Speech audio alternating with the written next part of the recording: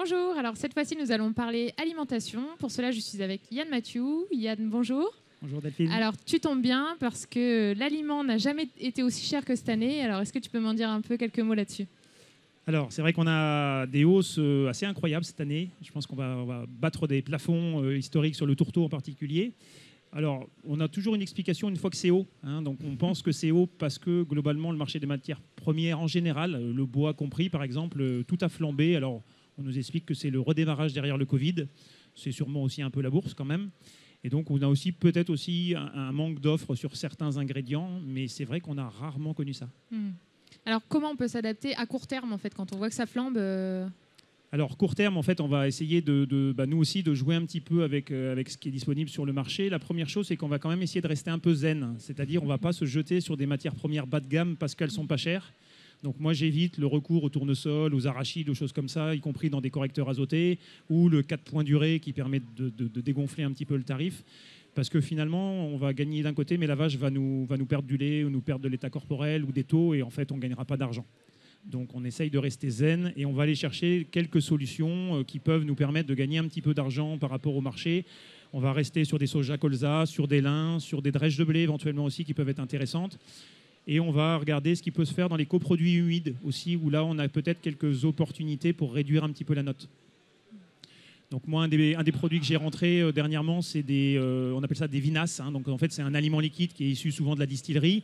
Donc la vinasse, c'est essentiellement de l'azote. Ça doit faire 50 d'azote à peu près au kilo sec. Et ça va venir par contre bien fonctionner avec les maïs de cette année qui s'annoncent plutôt très bons, eux. Et donc on va avoir des maïs avec beaucoup d'amidon. Et donc la vinasse va nous emmener de l'azote soluble à pas cher qui va permettre d'enlever par exemple 1 kg de soja contre 1 kg de vinasse. Et donc on va gagner 15, 20, 30 centimes par vache et par jour. Voilà, c'est pas le bout du monde, mais c'est déjà ça de gagner. Au-delà de la complémentation aussi, tu me disais tout à l'heure de bien analyser ses fourrages pour savoir à quoi on a affaire. Ça va rester la base. En fait, quand c'est cher, on a intérêt à être encore plus précis. Donc là, c'est la saison. On va faire les analyses de maïs et puis on a des analyses d'herbes. Donc on fait des analyses précises. On peut aller même jusqu'aux minéraux, par exemple, parce qu'aujourd'hui, pour une vingtaine, 20-25 €, vous avez vos oligovitamines minéraux sur un ensilage de maïs, par exemple. Et donc comme ça, on va aller adapter le minéral exactement à notre besoin et non pas aux tablinras de 1978 qui sont un peu périmés. Et derrière, on peut aller gagner des fois 50, 100 € sur une tonne de minéral. Donc si vous rentrez 5 ou 6 palettes, eh ben, c'est toujours ça qui reste dans la poche, quoi. Et au niveau d'une filière non OGM, le colza n'a jamais été aussi cher. Comment ça se passe? Alors, en fait, on a beaucoup de laiteries qui ont développé le non-OGM et on n'a pas assez d'offres en face. Donc c'est un peu compliqué. Du soja non-OGM, aujourd'hui, c'est 700 € et la plupart des courtiers ne donnent même pas de cotation.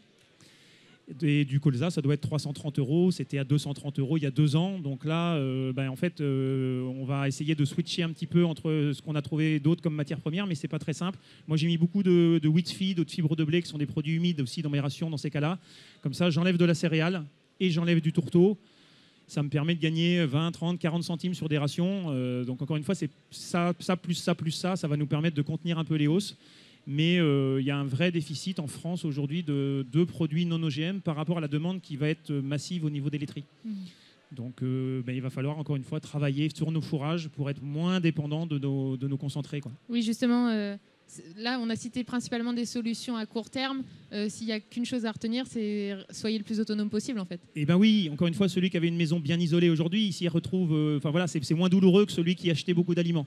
Donc tous les fondamentaux qu'on a déjà vus plusieurs fois ensemble ou sur des articles, stratégie fourragère, autonomie protéique, en fait ça reste encore plus vrai puisque celui qui achète que 20 tonnes, même si les 20 tonnes elles ont monté, eh ben, il aura une hausse dans son bilan comptable qui sera un peu moins désagréable que les autres. Donc on garde le cap.